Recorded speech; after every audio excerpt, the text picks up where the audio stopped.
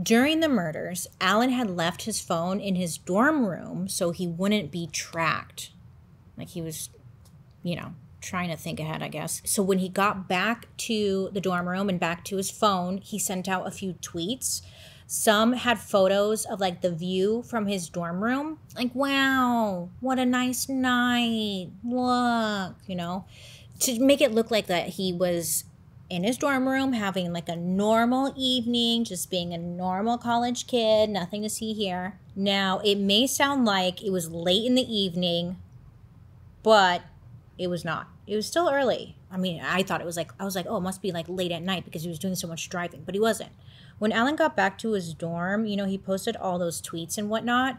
Then he drove out to Dallas with some friends where the Oklahoma University was playing its annual football game against the University of Texas. So it was like this, everyone was going. He didn't go to the game, but he booked a room at the Ritz-Carlton, Dallas. So he could like hang out with his friends and like party in the room, and they could have it all weekend. I guess it's like a big party scene.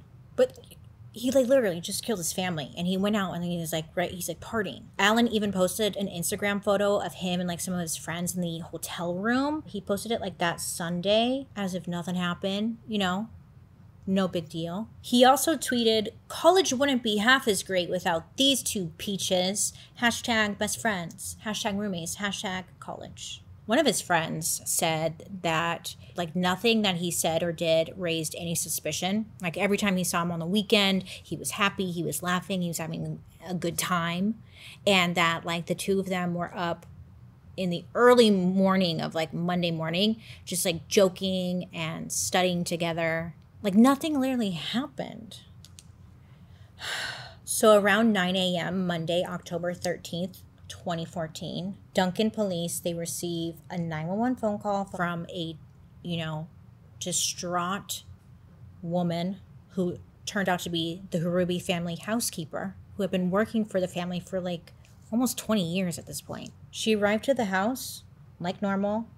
And that's when she found the dead bodies of John, Joy, and Catherine. And all of them had been shot dead. So at the crime scene, it was all 3 bodies. And then also around them were the 5 spent 9mm shell casings. Sadly, the bodies weren't discovered for like almost 4 days. But people were starting to get worried when John didn't show up for work Friday morning. And also, according to employees, he also failed to cover the weekly high school football game. And like John always attended the football game. So it was just like, it was weird. So when the police get out there and, they see the crime and all that stuff, the Duncan police, they inform Alan about his family. And it was said that he was like crying and like, he was very upset. But some people like kind of felt like it was funky, it was acting a little bit. But so Alan went down to the police station with them, and they're telling him about like the early stages of their investigation. The police chief noted that Alan was distressed and very upset, and then he even like spent a long time with a chaplain confessing his sins. Because Alan was suspected in a pending stolen check complaint, police held him for the night for further questioning. On top of that, Alan had also violated his probation for the credit card fraud offenses by traveling out of state to Dallas. So they're like, we're holding you here for that. They knew something was up. Okay, they just didn't know what, but they knew something was up. So police are questioning Alan, asking him like where he was, like when was the last time he saw his family? And initially Alan had told the investigators that he hadn't been home like for days by this point. But again, they knew something was up. So the next day, investigators, they used a search warrant to get all of Alan's toll records from the recent months. Ooh, pretty smart.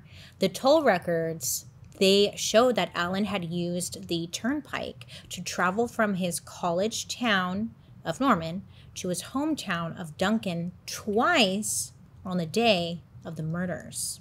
Police in Norman also found 4 more stolen checks under Alan's dorm bed, along with like a notebook with handwritten notes that was mainly like him practicing signatures, I guess.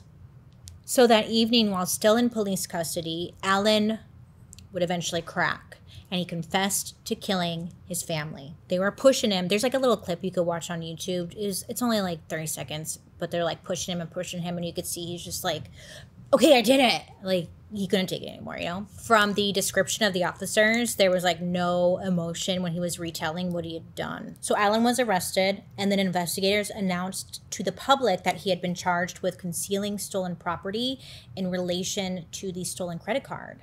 But then, like, not long after, they had announced that Alan was the sole suspect in the murders of his family. So prosecutors alleged that Alan staged the crime scene to make it look like the killing was the act of a robber, you know? And then 3 days after his arrest, the district attorney told the media, quote, "I think the only remorse he has shown is that he got caught. It's remorse because he knows his life is basically over. He's either going to be incarcerated for the rest of his life or he'll be on death row." End quote. So the district attorney also told the media about the previous incident at Alan's home where he had assaulted his mother, Joy, remember, over money. He was referring to that incident where he tried to choke his mom. And the district attorney called Alan, who, mind you, I forgot to mention, he was 19 at this time. Sorry about that. But he referred to Alan as an evil kid, which I was like, yeah, I'm sure we can all agree. We can all agree on that. Yeah.